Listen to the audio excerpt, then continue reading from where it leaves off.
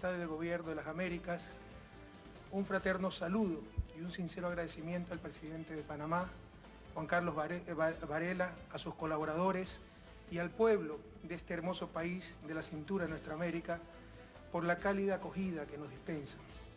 Deseo saludar al nuevo secretario general de la OEA, Luis Almagro, recientemente elegido en la reunión de la Asamblea General de Washington y que tiene ante sí un reto difícil pero insolayable, transformar radicalmente esa institución. Enviamos un saludo solidario al pueblo de Chile y su presidenta Michelle Bachelet, que sobrellevan con coraje los nefastos efectos de las recientes inundaciones en sus países. Todo nuestro apoyo al presidente Santos y su voluntad política inquebrantable de continuar en el camino hacia la paz definitiva en Colombia. Pero la paz, queridos amigos, no es solo ausencia de guerra. La insultante opulencia de unos pocos en América Latina, al lado de la más intolerable pobreza, es también una bala cotidiana en contra de la dignidad humana.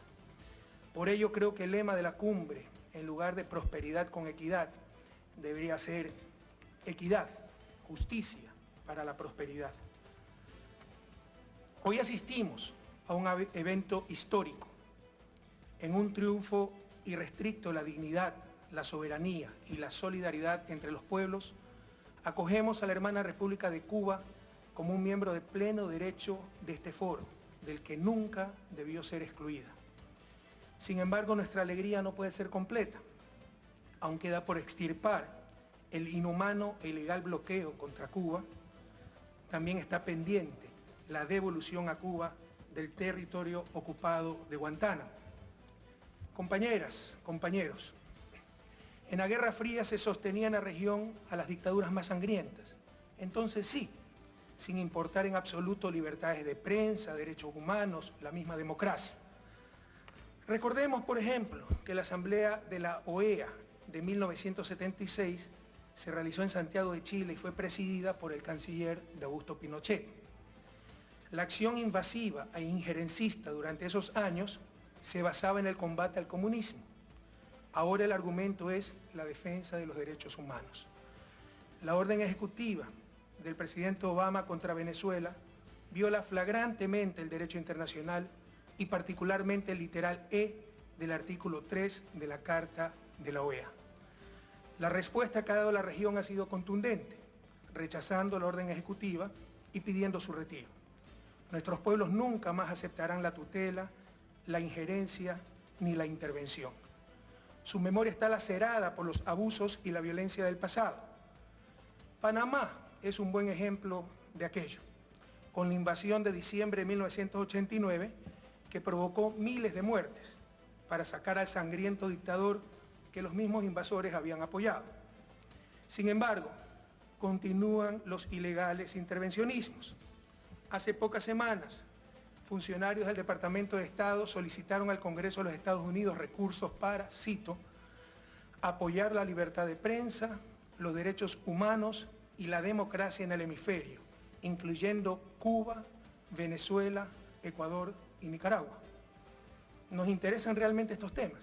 Pues bien, tratémoslos en este foro. Hablemos de derechos humanos. De acuerdo a la CEPAL, Comisión Económica para América Latina, en el periodo 2007-2013, Ecuador es de los 3 países latinoamericanos que más ha reducido desigualdad. Durante nuestro gobierno, de la histórica reducción de pobreza en 12.5 puntos porcentuales, tan solo 5.4 puntos son por efecto crecimiento y 7.1 por efecto redistribución. En Ecuador no tenemos torturas, pena de muerte ni ejecuciones extrajudiciales. Con la reforma judicial aprobada por los ciudadanos en consulta popular del año 2011, los jueces son seleccionados por concurso público de méritos organizado por un ente autónomo del Ejecutivo. Finalmente, y esto es muy importante, Ecuador es uno de los tan solo 7 países de los 35 del hemisferio que ha suscrito absolutamente todos los instrumentos interamericanos de derechos humanos. Muchos países ni siquiera han ratificado la Convención Interamericana de Derechos Humanos o Pacto de San José. La realidad es que necesitamos no solo un nuevo sistema de derechos humanos, sino un nuevo sistema interamericano. Debemos entender que las Américas al norte y al sur del río Bravo son diferentes y debemos conversar como bloques. La Organización de Estados Americanos ha sido históricamente capturada por intereses y visiones de América del Norte, y sus sesgos y atavismos acumulados la vuelven ineficiente y poco confiable para los nuevos tiempos que viven Latinoamérica y el Caribe. Un ejemplo fue la Guerra de las Malvinas, donde se destrozó el Tratado Interamericano de Asistencia Recíproca, el TIAR, lo cual debió ser suficiente para que la OEA desapareciera.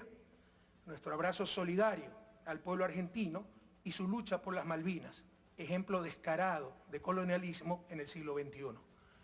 Otro ejemplo fueron las décadas que Cuba estuvo absurdamente excluida de la OEA, o el mismo bloqueo contra Cuba.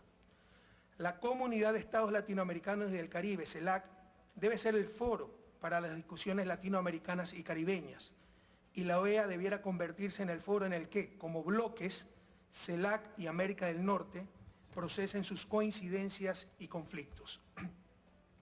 En cuanto al sistema interamericano de derechos humanos, es necesario un poco de coherencia, que solo podamos participar en las diferentes instancias los países que hemos ratificado la Convención Interamericana. Por ejemplo, la Comisión Interamericana de Derechos Humanos tiene sede en Washington, que no ha ratificado el Pacto de San José, y además dicha comisión es innecesaria. La Corte Interamericana con sede en San José puede y debe tener las funciones de promover los derechos humanos y juzgar los atentados contra estos, como ocurre en el sistema europeo, donde no existe comisión, tan solo existe corte. Como entendemos muy bien que por los intereses creados lo anterior es difícil de lograr, probablemente ya es hora de tener un sistema latinoamericano de derechos humanos. Todo está listo, porque básicamente somos los países de América Latina los que hemos ratificado el Pacto de San José y en consecuencia somos los únicos que reconocemos y nos sometemos a la Corte Interamericana. Y hablemos de democracia.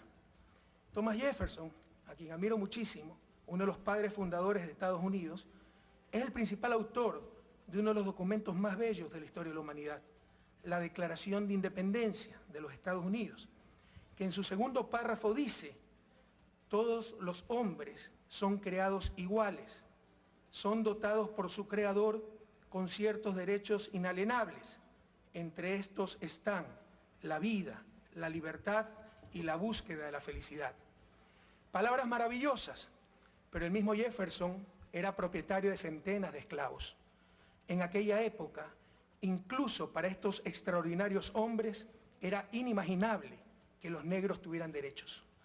Tuvo que pasar casi un siglo desde la Declaración de Independencia para la eliminación de la esclavitud y exactamente un siglo más para la supresión de la segregación racial.